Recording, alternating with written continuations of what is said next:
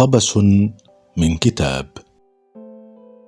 في مقال له بعنوان إنهم كاذبون، يقول الدكتور مصطفى محمود: الكلمة أمانة، والكلمة مسؤولية، والكلمة هي الشرف الذي تبقى لنا، وهي أضعف الإيمان حينما نبلغ نهاية الممكن ولا نملك أي وسيلة للفعل والتغيير.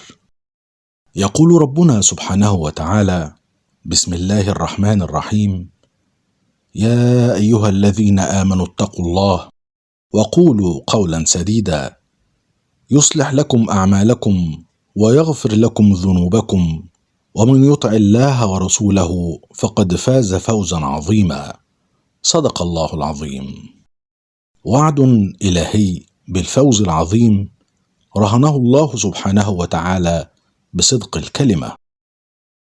وفي الآية التي تليها مباشرة يقول عز وجل: بسم الله الرحمن الرحيم: إنا عرضنا الأمانة على السماوات والأرض والجبال فأبين أن يحملنها وأشفقن منها وحملها الإنسان إنه كان ظلوما جهولا.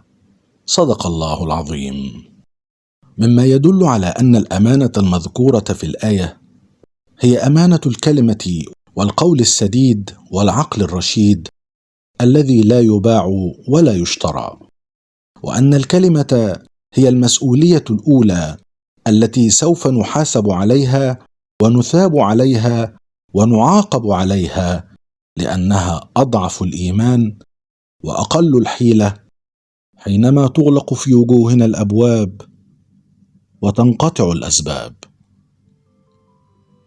قبس من كتاب، برنامج يعده ويقدمه أحمد شاهين.